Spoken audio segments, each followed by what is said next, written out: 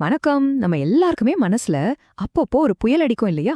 அந்த மாதிரி நேரத்துல எப்படி அமைதியா இருக்கிறது?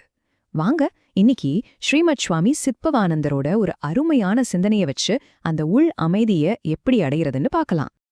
இன்னைக்கு நம்ம பார்க்க போற இந்த விஷயம் ரொம்பவே மதிக்கத்தக்க ஒரு ஆன்மீக சிந்தனையாளர் ஸ்ரீமத் சுவாமி சித்பவானந்தர் அவர்களோடது. அவரோட டெய்லி டிவைன் டைஜஸ்ட் அப்படிங்கிற புத்தகத்துல இருந்து எடுத்த ஒரு சின்ன ஆனா ரொம்ப ஆழமான ஒரு போதனை தான் இது. சரி, இந்த சுய சமநிலைங்கிற விஷயத்த புரிஞ்சுக்கிறதுக்கு நம்ம ஒரு 4 முக்கியமான விஷயங்களை பார்க்க போறோம். முதல்ல, சமநிலைனா என்ன? அப்புறம் நம்ம மனசையும் அதை போட்டு ஆட்டுற அந்த புயல் காத்து எதுன்னு பார்ப்போம். மூணாவதா, அதை எப்படி அடக்கிறதுன்னு தெரிஞ்சுக்கிட்டு கடைசியா ஆன்மாவுல எப்படி நிலைச்சு நிக்கிறதுங்கிற இலக்கு நோக்கி போவோம். நம்மளோட இயல்பான நிலையே அமைதிதான்னு சொல்றாங்க. ஆனா அப்போ ஏன் நம்ம மனசு அடிக்கடி அலைபாயுது? ஏன் நம்ம ஒரு விதமான அமைதியின்மையை உணர்றோம்? வாங்க, இதுக்கான பதில தான் இந்த முதல் பகுதியில தேட போறோம். சுவாமி எவ்வளவு அழகா சொல்றாரு பாருங்க. நம்மளோட உள் சமநிலை கொஞ்சம் தவறும்போது கொஞ்ச நேரத்துக்கு ஒரு விதமான ஆட்டம் இருக்கும். இது மனுஷங்க உட்பட எல்லா உயிரினங்களுக்கும் பொதுவானதுதான் இல்லையா? ரொம்ப இயல்பான ஒரு விஷயத்தை தான் அவர் சொல்றாரு. இதுதான் இந்த போதனையோட முக்கியமான புள்ளி. அதாவது, நாம செய்யற ஒவ்வொரு வேலையும் ஒவ்வொரு செயலும் எதுக்கு தெரியுமா? நாம இழந்த அந்த சமநிலைய, அந்த அமைதிய மறுபடியும் அடையிறதுக்கு தான்.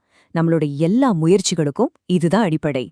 அப்போ இந்த சுய சமநிலைனா என்னன்னு ஒரு கேள்வி வரும் இல்லையா? ரொம்ப சிம்பிள். வெளியில என்ன நடந்தாலும் சரி, மனசுக்குள்ள என்ன போராட்டம் இருந்தாலும் சரி, அதால பாதிக்கப்படாத ஒரு அமைதியான, நிலையான மனநிலை. இதுதான் நம்மளோட இலக்கு. சரி, நம்மளோட இயல்பான இந்த சமநிலைய எது கெடுக்குது? நம்ம அமைதிய குலைக்கிறது எது? இத புரிஞ்சுக்கிறதுக்கு சுவாமி ஒரு சூப்பரான உதாரணம் சொல்றார். வாங்க அத பார்க்கலாம். இங்க பாருங்க, மனச ஒரு கடலோட ஒப்பிடுறாங்க. ரொம்ப அருமையான ஒரு உருவகம் இது. ஒரு பக்கம் சமநிலையில இருக்கிற மனசு அப்படியே அலைகளில்லாத அமைதியான கடல் மாதிரி. இன்னொரு பக்கம் அமைதி இல்லாத மனசு ஒரே கொந்தளிப்பா இருக்கிற கடல் மாதிரி. அப்போ நம்ம மனசுங்கிற கடலை இப்படி கொந்தளிக்க வைக்கிற அந்த புயல் காத்து எது? சுவாமி ரொம்ப அழகா சொல்றாரு. அது வேற எதுவும் இல்ல, ஆசைதான். நம்ம மனசுக்குள்ள ஆசை நுழையும் போதுதான் இந்த அமைதியான கடல் கொந்தளிக்க ஆரம்பிக்குது. சரி, இந்த ஆசைங்கிற புயலால மனசு கொந்தளிக்குதுன்னு சொல்லிட்டோம். இதை எப்படி அமைதிப்படுத்துறது? இதுக்கு சுவாமி என்ன வழி சொல்றார்? வாங்க அதையும் தெரிஞ்சுக்குவோம். நம்ம மனசோட இந்த சமநிலையற்ற நிலைய சரி செய்யணும்னா அதுக்கு பகுத்தறிவு வேணும்னு சொல்றார். ஆமாங்க, இந்த பகுத்தறிவுங்கிற ஒரு கருவியை வச்சுதான் மனசுல அடிக்கிற அலைகளை நாம அமைதிப்படுத்த முடியும். இந்த பகுத்தறிவை எப்படி பயன்படுத்துறது? ரொம்ப சிம்பிளான 3 ஸ்டெப்ஸ் தான். முதல்ல, உங்க மனசு ஏன் இப்படி அமைதி இல்லாம இருக்குன்னு கவனிங்க. 2வது, இந்த கொந்தளிப்புக்கு காரணம் எந்த ஆசைன்னு கண்டுபிடிங்க. 3வதா, உங்க பகுத்தறிவை பயன்படுத்தி, சரி, இந்த ஆசையை இப்போதைக்கு அமைதிப்படுத்தணும்னு உணர்வுபூர்வமா ஒரு முடிவெடுத்து மறுபடியும் சமநிலைக்கு வாங்க. சரி, இப்போ நாம இந்த பயணத்தோட கடைசி கட்டத்துக்கு வந்திருக்கோம். இதுதான் நம்மளோட இறுதி இலக்கு.